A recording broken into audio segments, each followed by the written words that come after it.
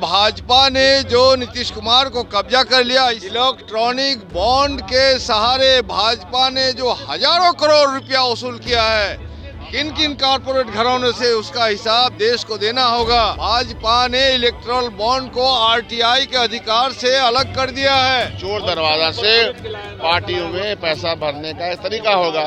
अमृतसर की पावन धरती, प्रकाश पर्व का शुभ दिन, एक परंपरा की शुरुआत। मुख्यमंत्री तीर्थ यात्रा योजना। अब हर उम्र और हर तबके के लोग अपने अपने तीर्थ स्थलों का सफर कर सकेंगे। नांदेड़ यानी खंड श्री हुजूर साहिब तख्त। बस भगवंत मान दे बहुत शुक्रमान है, साडा बेटा है भगवंत मान। मुख्यमंत्री मान ने इन हजारों बूढ़े माँ बाप के लिए एक बेटे का फर्ज निभाया है। बिहार विधानसभा बजट सत्र के चौथे दिन सदन की कार्यवाही शुरू होने से पहले ही भाकपा माले विधायकों ने इलेक्ट्रोल बॉन्ड सहित कई मुद्दों को लेकर जमकर प्रदर्शन किया। इस दौरान भाकपा माले विधायक दल के नेता महबूब आलम ने केंद्र सरकार समेत बिहार सरकार पर जमकर निशाना साधा। महबूब आलम ने कहा कि बीजेपी ने नीतीश कुमार को हाईजैक कर लिया है। इलेक्ट्रोल बॉन्ड के सहारे भारतीय जनता पार्टी ने करोड़ों रुपए किन किन उद्योग घरानों से पैसा लिया है, उसका जवाब देश को देना चाहिए। चंदा लिया और कहां कहां आपकी साजिश हुई देश को बेचने की, इसको उजागर करना होगा और उसी को लेकर के आज हम लोग यहाँ प्रदर्शन कर रहे हैं। हम लोग आप लोग के माध्यम से पूरे देश का ध्यान आकर्षित करना चाहते हैं कि इलेक्ट्रल बॉन्ड के जरिए कितने रुपये जमा हुए, जो हजारों करोड़ की रिपोर्टिंग। बिल्कुल सदन में हम चर्चा चाहते हैं।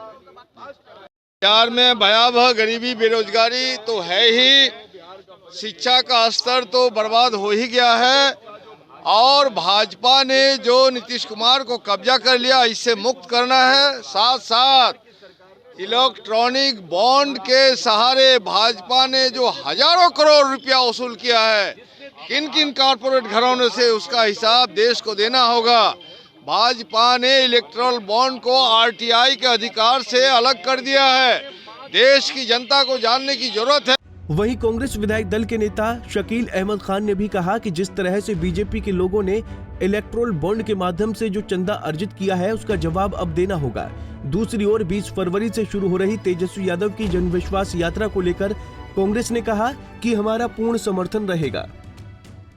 लेकर के पहले भी बात कही गई थी कि ये चोर दरवाजा से पार्टियों में पैसा भरने का एक तरीका होगा और अब जब सुप्रीम कोर्ट ने अपनी बात कही, एक तरह से इन पर स्ट्रिक्चर लागू किया है और उसको उसमें जो चोरी हुई है उसका एकदम ओपन होना चाहिए।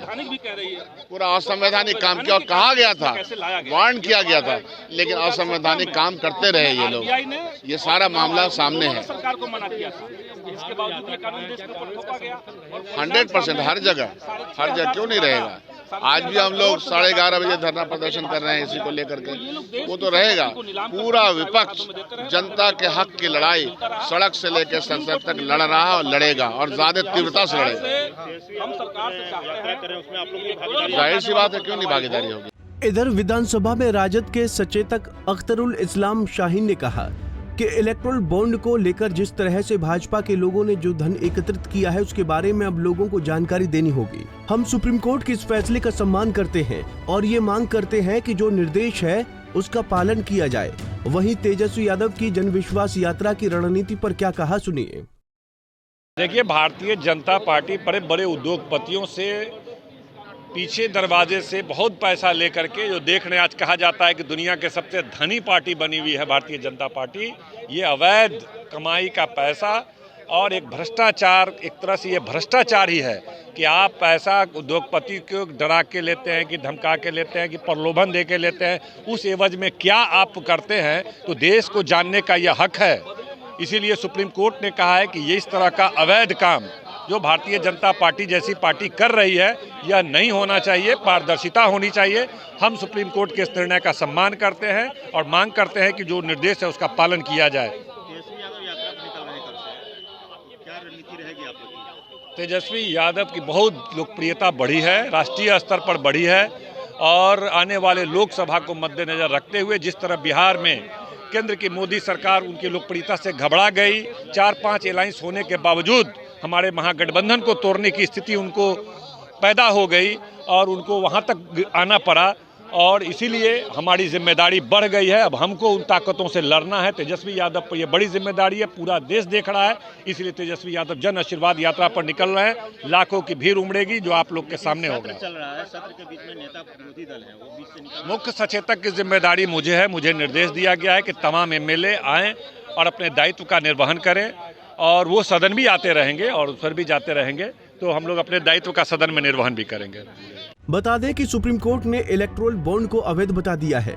इलेक्टोरल बॉन्ड योजना केंद्र सरकार ने 2018 में लागू की थी और जब से ही सरकार ने इस योजना की घोषणा की है तब से इस पर सवाल उठ रहे थे। आखिर क्या है इलेक्टोरल बॉन्ड योजना?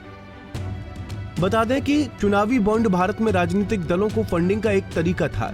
चुनावी बॉन्ड की योजना केंद्रीय बजट 2017 और 18 के दौरान वित्त विधेयक 2017 में पेश की गई थी, जिसके बाद 15 फरवरी 2024 को सुप्रीम कोर्ट ने इसे असंवैधानिक करार देते हुए रद्द कर दिया था।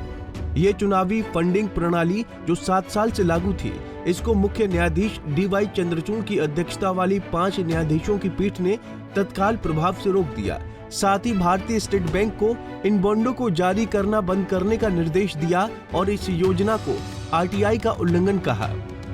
2017 में केंद्रीय वित्त कॉर्पोरेट मामलों के मंत्री अरुण जेटली द्वारा राजनीतिक दलों को नकद दान की अधिकतम सीमा 2000 रुपए तय की गई थी। उन्होंने राजनीतिक फंडिंग के उद्देश्य से बैंकों द्वारा चुनावी बॉन्ड जारी करने की सुविधा के लिए भारतीय रिजर्व बैंक RBI अधिनियम में संशोधन करने का प्रस्ताव रखा। वित्त मंत्री के प्रस्ताव में उन राजनीतिक दलों के खिलाफ कार्रवाई करने का भी सुझाव दिया गया है जो अपना एक रिटर्न जमा करने में विफल रहते हैं। हालांकि इन पार्टियों को आयकर का भुगतान करने से छूट दी गई है।